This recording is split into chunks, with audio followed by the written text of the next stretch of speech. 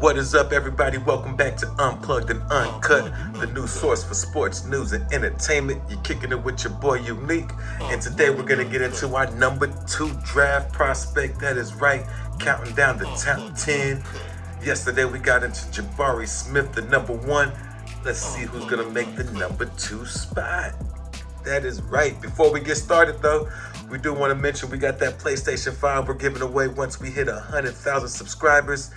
And the game of your choice, all you got to do to be entered to win is hit that subscribe button and leave comments in the comment section below. Whatever you want to say. Bam. But without further ado, let's get to number 2. Woo. The number 2 spot is going to go to the big man out of Duke, the power forward, the one and only Paolo Banchero, 6'10", 250-pound monster. That is right, Paolo is a beast. He averaged 17.2 points a game, 7.8 rebounds, 3.2 assists, almost a block a game at 0.9, and 1.1 steals. That is very impressive.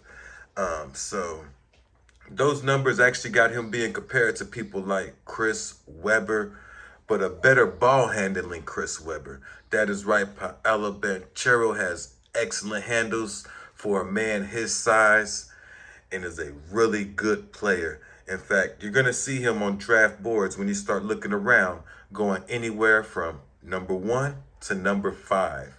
Usually find him sitting at that 2 to 3 spot, and every now and then I'll see him at the 4 or the 5th pick. In my opinion, though, he is the number 2 prospect and honestly fighting for that number 1. It'll be interesting to see out of the top 5 players, actually the top 10, who's going to go out there and try and win Rookie of the Year next year. Because this 2022 class is loaded. But let's get into a little bit more about Paolo Banchero and our number 2 player. So if we go look at his per 36, you'll see him start to stand out and shine. Once again, that per 36 is what a player would average if they was in the NBA playing about 36 minutes a game. So his comparable stats would be about 18.8 points, which isn't bad, 8.5 rebounds, which is really good, 3.5 assists, 1 block, and still at that 1.1 steal. So he kept it pretty consistent.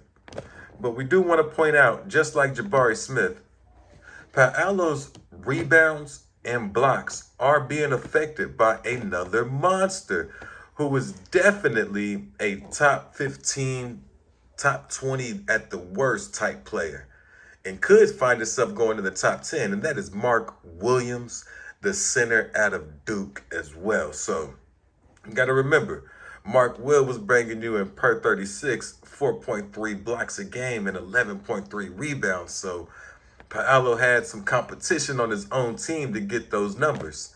So very impressive. And I actually do like, this is one of the few players I like their player comp. Chris Webber is an excellent player comp because Paolo's a nice, strong, big guy. Real smooth, excellent passer. And when you look at his intangibles, his high IQ, knowing what to do with the basketball, make the right plays, that's where this man really starts to shine. And once again, he could be the best player in this draft. That is arguable. Who's the best player? I got Jabari Smith, but I could easily be swayed to Paolo as the best player. So I'll definitely be interested looking in the comments to see where y'all have him. Do y'all have him at 1? Do we got him too high at number 2? But we'll see how everybody views this power forward who might have to play center as well. And that's why I bring up his size and his frames at 6'10", 250, being able to withstand some of the pounding that you're going to take in the NBA, especially if you want to be a playoff team. Now, he has an incredible assist-to-turnover ratio, guys. So his ability to pass the ball to the open player, you can play him at the high post. He has projected NBA three-point range. We'll see how that goes. I believe he'll keep it going. He needs to take better shots. I think his 2-point percentage could be a little higher, and his true shooting percentage could be a little higher if he decides to take better shots. And depending on what team he goes to, depending on if they're running the system or if they're just letting them freestyle out there, will depend on that shot quality as well. That has a lot to do with a player's development.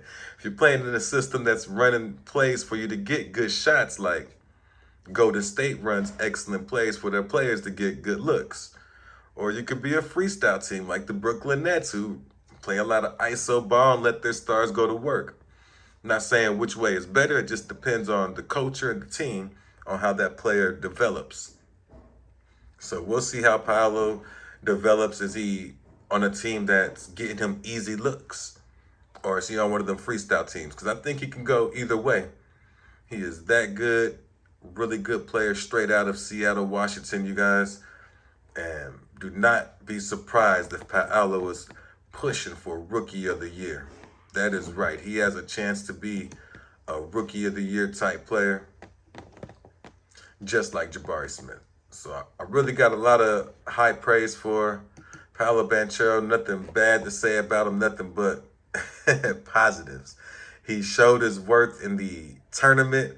Now, I know Duke fell off a little bit, but that's all right. They did make it to the Final Four, and they had a great season. But honestly, Paolo, he just fits the mold of a modern-day 4 that can play the 5 with his advanced skill level. He's offensively, his versatility, his ability to handle the ball and make plays. He's a physical force, but he's also quick. He's nimble. He's fleet of foot, fast, and plays kind of like a combo forward who's able to score the ball. And once again, he has those excellent handles. He's real creative with the basketball. He knows how to get his shot, and he can make some real nice passes, real crisp, real slick, smooth passes. He's going to collapse the defense. And there's just too much to say. I mean, his ability to pass, his ability to get buckets is going to be on display. I think what makes or breaks Paolo's superstar potential is going to be his defensive want to.